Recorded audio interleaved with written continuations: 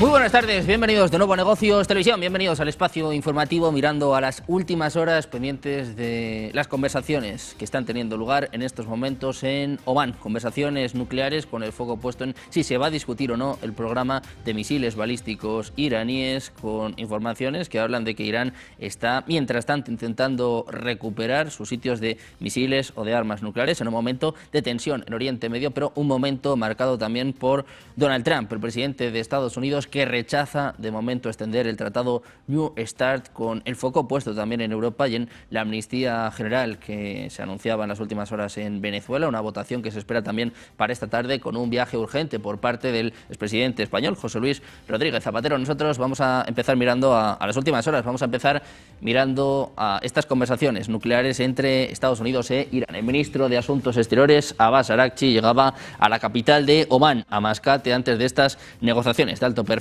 sobre el programa nuclear de su país. Las conversaciones han comenzado este viernes y Teherán insiste en que su programa nuclear debe ser el único tema de conversación, rechazando la iniciativa de Washington de abordar también los misiles balísticos iraníes. Mientras tanto, Estados Unidos indicaba que el fracaso de las conversaciones podría resultar en una intervención militar contra Irán. El portavoz del Ministerio de Asuntos Exteriores, Esmail Bagaei, revelaba este jueves que las próximas conversaciones con Estados Unidos en Mascate tendrán como objetivo alcanzar un acuerdo justo, mutuamente satisfactorio y honorable sobre el programa nuclear de su país.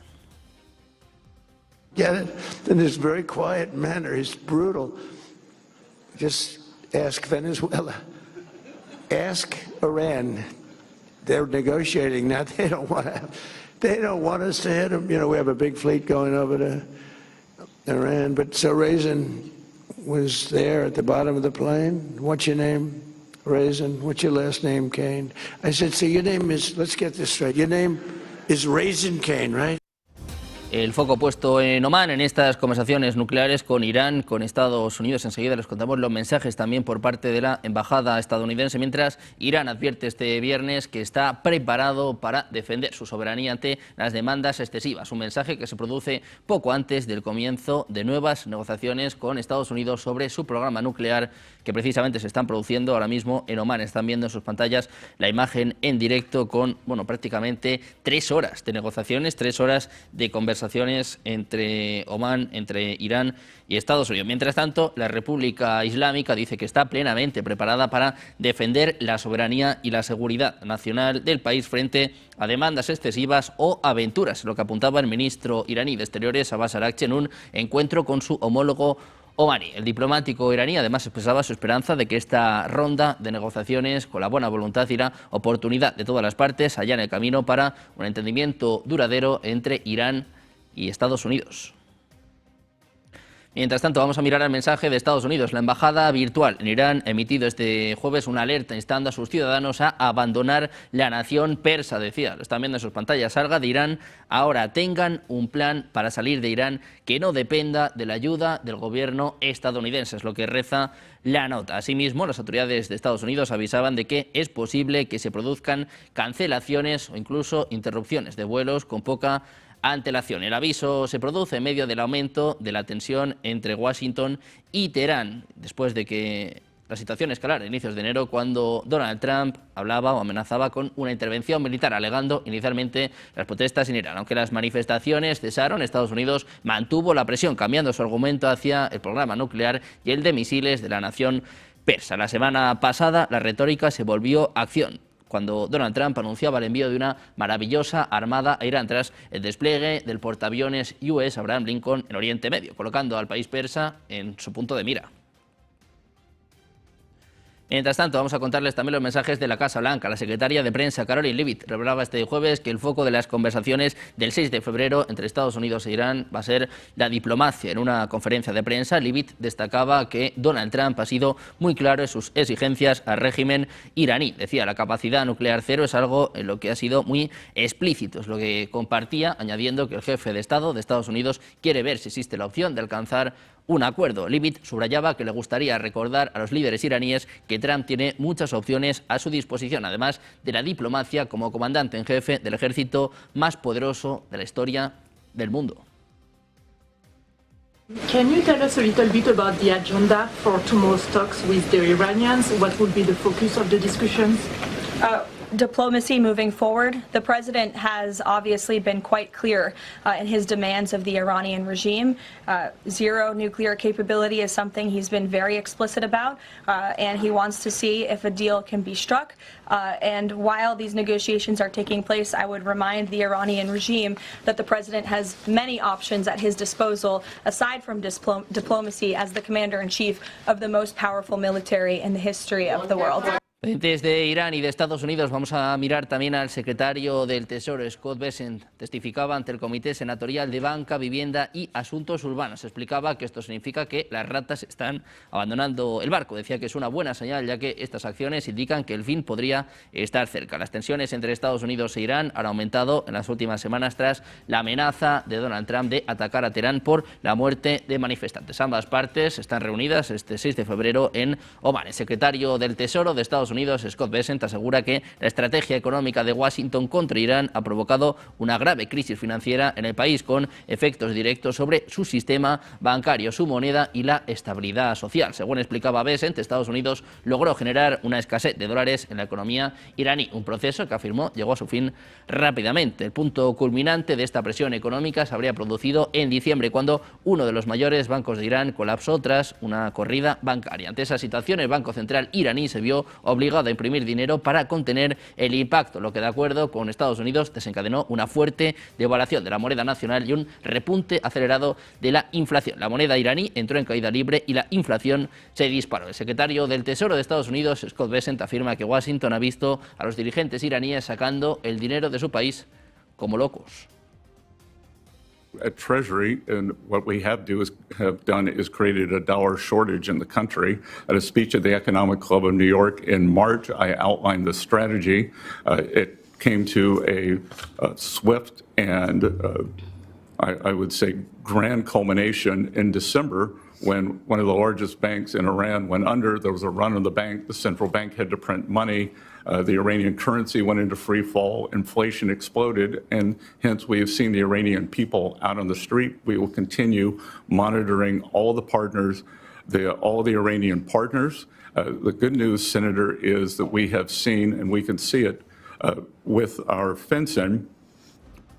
Mientras tanto, el presidente de Estados Unidos, Donald Trump, presentaba en las últimas horas su sitio web directo al consumidor, trumprx.gov, destinado a ofrecer medicamentos recetados a precios reducidos. Decía, la gente ahorrará mucho dinero y estará sana. Estamos aquí esta noche, decía, para celebrar el lanzamiento de una de las iniciativas de salud más transformadoras de todos los tiempos. Decía Trump, nunca ha habido nada igual, es lo que apuntaba en un evento en la Casa Blanca. Trump RX se puso en marcha durante su anuncio, tal y como describía, un sitio web que ofrece descuentos en medicamentos de fabricantes que han acordado el precio de la nación más favorecida. Los estadounidenses pueden usar este sitio para comprar medicamentos en efectivo fuera de su seguro. Estos medicamentos se pueden obtener en las farmacias participantes usando las tarjetas de cupones que se muestran en Trump RX o directamente a través de los sitios web de los fabricantes.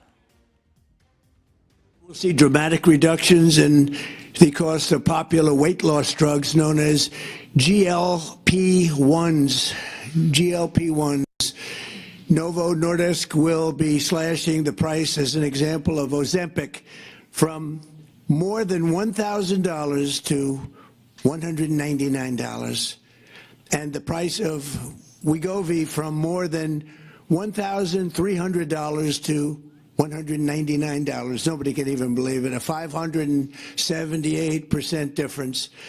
Eli Lilly, who's been very helpful to us in getting this done, will be cutting the cost of its common insulin, drug, and medication from $200 to $25. Nobody can believe it. $200 to $25. AstraZeneca is slashing the price of a common inhaler from $458 to $51, a difference of nearly 800%. Mientras tanto, Estados Unidos anunciaba también 6 millones de dólares en ayuda humanitaria para Cuba, mientras la isla enfrenta una escasez cada vez mayor y tensiones crecientes. Es lo que anunciaba Jeremy Lewin, el alto funcionario del Departamento de Estado estadounidense que supervisa la asistencia exterior. Lewin afirmaba que los fondos se van a canalizar a través de Cáritas y la Iglesia Católica. Señalaba que no hubo coordinación directa con el gobierno cubano. Rechazó las afirmaciones de que las restricciones de petróleo de Estados Unidos provocaron esta crisis, señalando en cambio al huracán Melissa y a lo que describía como combustible acaparado por el monopolio gubernamental y el servicio de seguridad. La secretaria de prensa de la Casa Blanca, Caroline Leavitt, señalaba en una conferencia de prensa que el gobierno cubano está en sus últimas y que el país se enfrenta a un colapso.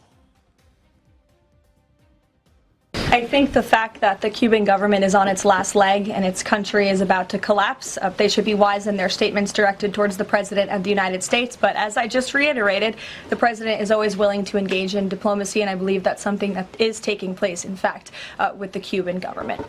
Mientras tanto, el presidente cubano Miguel Díaz-Canel decía este jueves que su país no es una amenaza para Estados Unidos. Rechazaba las acusaciones de Donald Trump de que Cuba apoya a grupos terroristas como indignantes e inmorales.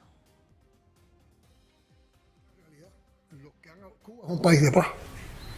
La doctrina de defensa o la doctrina militar de nuestro país es la concepción de la guerra de todo el pueblo, que es un concepto de defensa de la soberanía y la independencia del país. Para nada contempla en ningún momento, en ningún acápite, en ningún concepto, la agresión a otro país. Nosotros no somos una amenaza para los Estados Unidos. Con el foco puesto en Estados Unidos, mirando a Omán, estas conversaciones nucleares con información importante que dice que las negociaciones nucleares que han empezado hoy en Omán es posible que continúen en los próximos días. Es lo que está apuntando ahora mismo la televisión estatal iraní IRIB. Dice que de momento no hay una fecha, no hay un horario específico. Muy pendientes de lo que está ocurriendo en Omán, con el foco puesto también en Rusia, en Estados Unidos, en este tratado New START, y pendientes también en España de esta borrasca que sobre todo está azotando Andalucía. Vamos a hacer una pequeña pausa, 2 minutos, y enseguida la información. Negocios Televisión.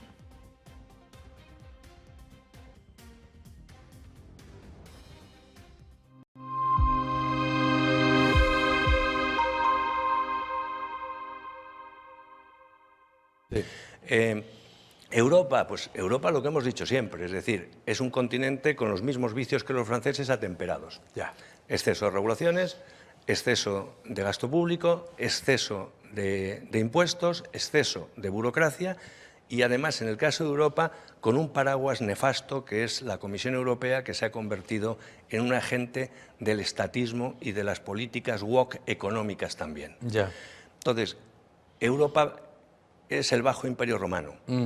Ha perdido el dinamismo, no tiene capacidad ni impulso para hacer las reformas necesarias para recuperar la prosperidad y está rodeado de bárbaros.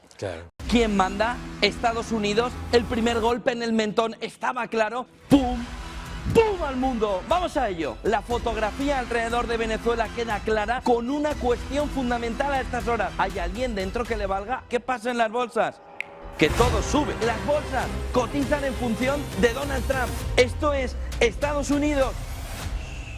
Callaros todos los demás. ¿Qué es lo que plantea Donald Trump después de lo que ha hecho? En el fondo, la fotografía del terror. ¿Quién está detrás de todo esto? Marco Rubio. Cuando te advierta Trump, ponte a temblar. Hemos pasado de un mundo dividido para 3 a que solo uno es el amo del mundo.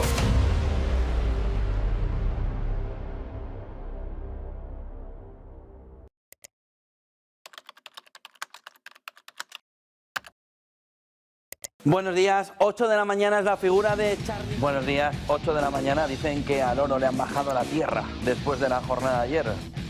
Seguimos en Negocios Televisión. Mañana continuamos en Negocios Televisión. Sean bienvenidos de nuevo a Negocios Televisión. Negocios Televisión. Sobre todo intentando ver lo que Europa está poniendo encima de la mesa en esos ejercicios militares.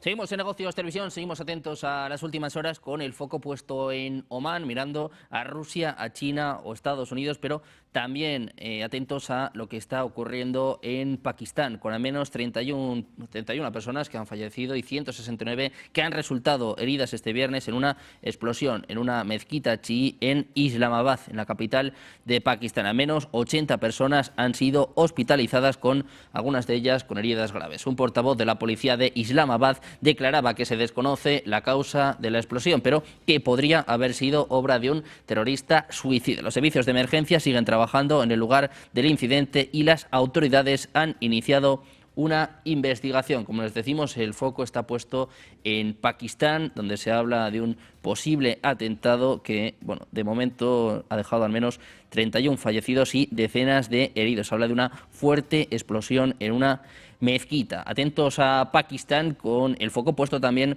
en Europa, después de estos días de lucha, sobre todo con los mensajes de Pedro Sánchez contra Elon Musk, con el mensaje que publicaba Pavel Durov, el CEO de Telegram. Sigue esta lucha de la Unión Europea con las principales plataformas de redes sociales y en este caso han puesto como objetivo a TikTok. Y es que la Comisión Europea ha emitido este viernes conclusiones preliminares afirmando que TikTok ha violado la ley de servicios digitales. Dice que se debe a la naturaleza adictiva del diseño de su plataforma. La Comisión ha concluido que funciones como el desplazamiento infinito, la reproducción automática, las notificaciones push y un sistema de recomendación altamente personalizado plantean riesgos sistémicos para los usuarios, en particular para los menores. Además, determina que TikTok no ha evaluado ni tampoco mitigado adecuadamente los efectos de estos elementos de diseño en la salud mental y física de los usuarios. La adicción a las redes sociales puede tener efectos perjudiciales en el desarrollo mental, sobre todo de niños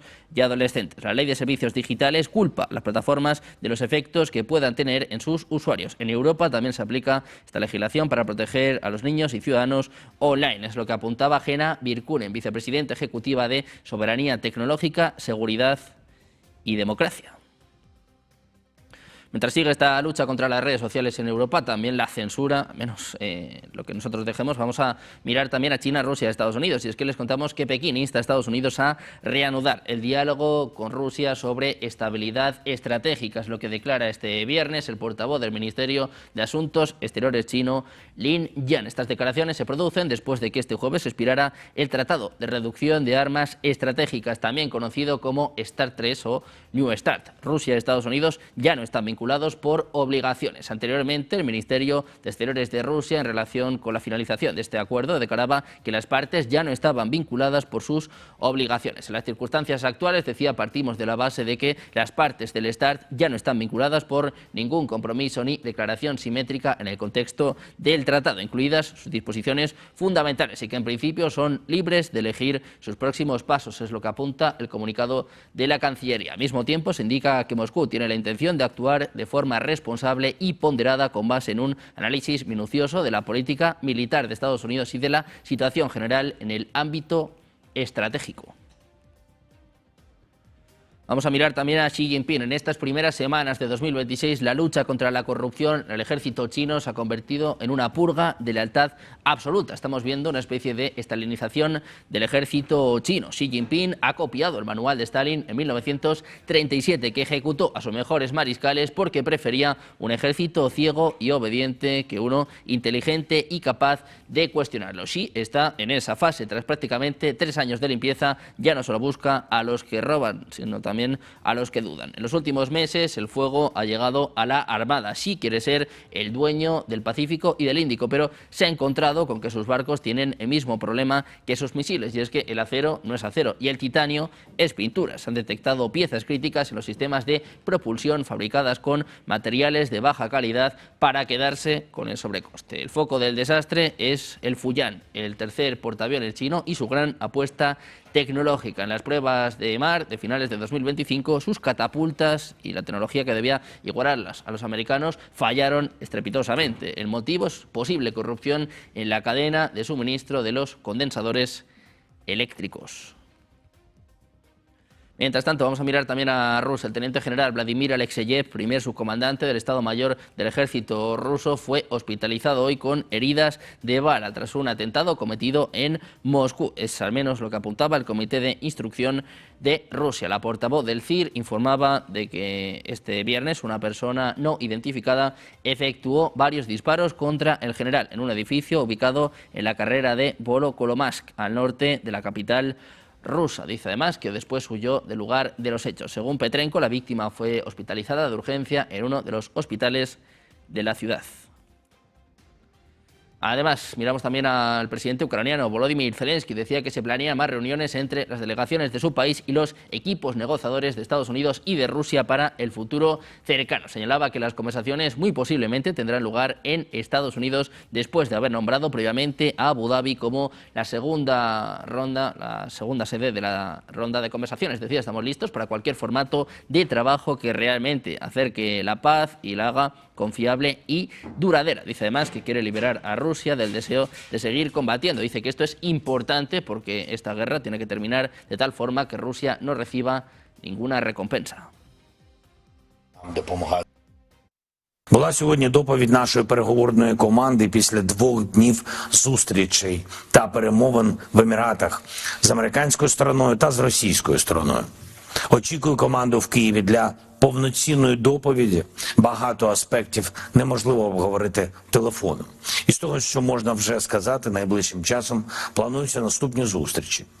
Вірогідно, в Америці. Ми готові до усіх робочих форматів, які можуть реально наблизити мир та зробити його надійним, тривалим і таким, що позбавляє Росію апетиту воювати далі. Precisamente sobre las relaciones entre Rusia, Ucrania y Estados Unidos hablaba también el enviado especial, en concreto Steve Witkoff. Revelaba en un comunicado que durante la reunión trilateral entre Rusia, Estados Unidos y Ucrania, celebrada en Abu Dhabi, Washington y Moscú, acordaron establecer un diálogo militar que se suspendió en 2021. Hablando sobre esta reunión, en general, Witkoff mencionaba que fue constructiva y centrada en cómo crear las condiciones para una paz duradera con Rusia y Ucrania, acordando liberar otros 157 prisioneros de guerra. Se espera que las discusiones trilaterales continúen en las próximas semanas, en lo que apuntaba el propio funcionario estadounidense.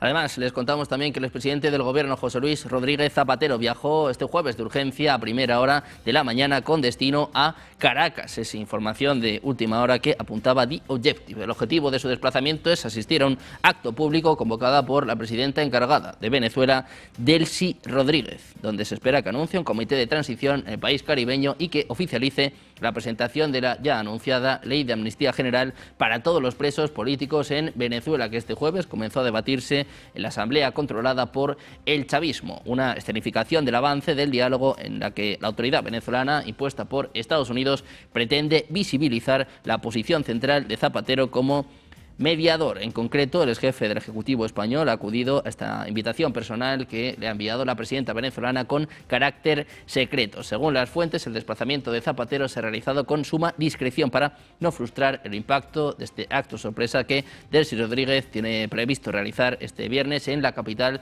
venezolana, tras el cual se pretende dar a conocer el texto definitivo del proyecto de ley de amnistía que ha pasado por el Parlamento Nacional en un proceso de hermetismo.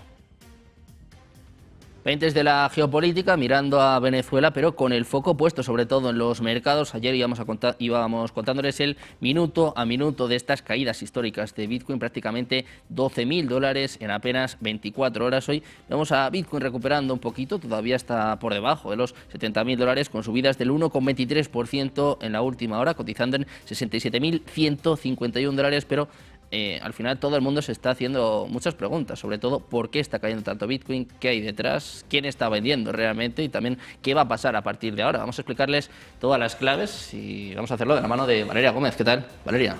¿Qué tal, Sergio?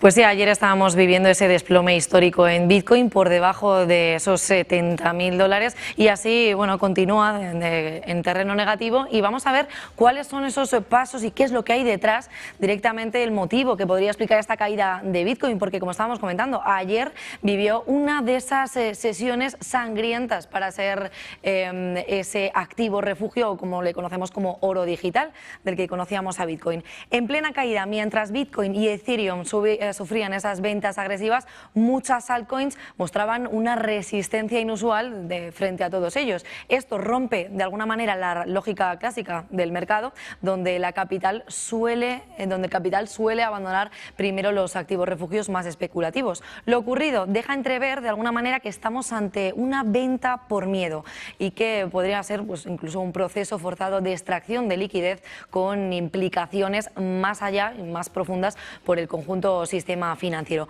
Vamos a poner algo más de claridad sobre este asunto y vamos a ver qué está pasando realmente con Bitcoin. Bien, estábamos mirando que la idea central o lo raro que se observa en todo este contexto es que Bitcoin y Ethereum caen muy fuerte, mientras las altcoins aguantan mejor el pulso o incluso lo hacen relativamente bien.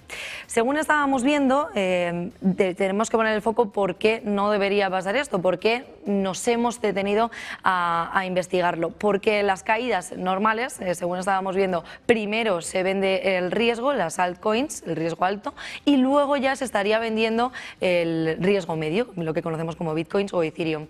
Aquí está ocurriendo todo al contrario, eso es esa anomalía que estamos viendo en el mercado, Sergio, y es que nos está queriendo decir Bitcoin que, bueno, pues según estábamos viendo, que se están usando como cajero automático. Cuando hay estrés financiero, pues se vende Bitcoin y Ethereum, y no porque sean esas monedas débiles, sino más bien porque son útiles.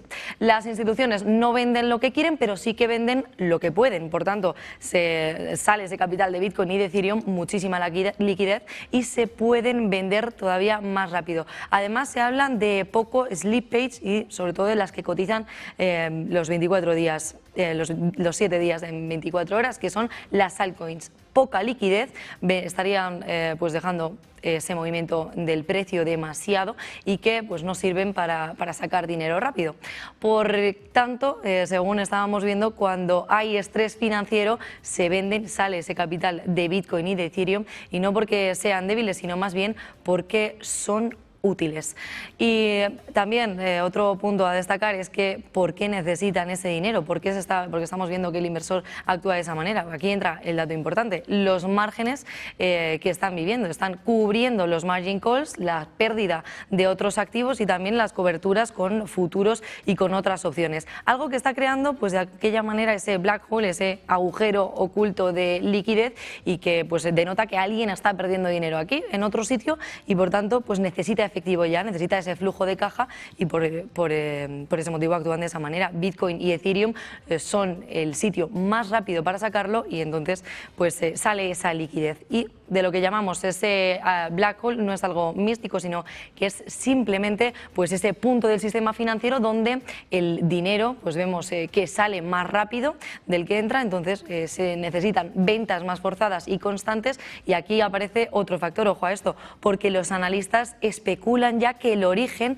podría ser en el bono americano a 30 años. ¿Y por qué están hablando del bono americano a 30 años? Porque no es una fortaleza real, es más un efecto secundario. Es lo que está pasando cuando pues el cajero se vacía y se quedan sin dinero en efectivo, ¿no? Aquí tienes la tesis clave en los analistas, dicen que no se generan las pérdidas de carteras gigantes y exigen liquidez inmediata. ¿Y por qué las altcoins no están actuando de esa manera? Pues bien, porque no sirven para sacar liquidez, porque nadie quiere tocarlas hasta ahora, y el cajero de Bitcoin y Ethereum aún tiene ese dinero. Por tanto, ¿quién es el siguiente candidato? Es el Standard & Poor's 500, el Nasdaq o activos en enormes ganancias no realizadas hasta ahora, y que empiezan ya a vender justo en ese punto. Es entonces donde vemos que tenemos un problema. Las bolsas podrían caer fuerte, Bitcoin podría desplomarse, desacoplarse, incluso podría también subir mientras las acciones caen. Por tanto, si Bitcoin está arriba, el Standard & Poor's 500, la renta renta variable, estaría bajando. Eso es lo que los analistas sugieren como escenario final. Por tanto, ¿qué es lo que está cubriendo exactamente? No lo sabemos, pero sabemos el tipo de problema y hacia dónde se dirige. Apuntan ya, como estábamos diciendo, a pérdidas en renta fija, 30 años, los bonos a 30 años estadounidenses, y también por estrés de derivados, por coberturas fallidas o por posiciones apalancadas que han saltado a la vez, se ha juntado todo al mismo tiempo y por eso vemos esa jornada sangrienta. El mercado no vende por miedo, sino vende por obligación, porque se está viendo en esa situación, Sergio. Bueno, pues hoy también estaremos pendientes de Bitcoin en el cierre. De momento sigue por debajo de los $70.000. Hay muchas dudas sobre qué va a pasar con MicroStrategy. Ayer hablaba Michael Saylor, que dice que ellos van a seguir comprando. ¿Tú vas a seguir comprando también? Yo también. Va a caer, bueno, según estábamos hablando ayer con Sergio, con nuestros analistas de criptomonedas, pues estaban diciendo que muy atentos a Strategy, que estaba desplomándose 20% ya, Sergio. Ayer fuertes caídas para MicroStrategy. Vamos a ver qué sucede. Muchas gracias, Valeria, por ese repaso. El foco va a estar puesto en Bitcoin, pero nosotros vamos a mirar también a la geopolítica. Vamos a estar muy pendientes de la apertura de Wall Street. Hacemos una pausa, 2 minutos, y enseguida más información, más expertos en su casa, Negocios Televisión.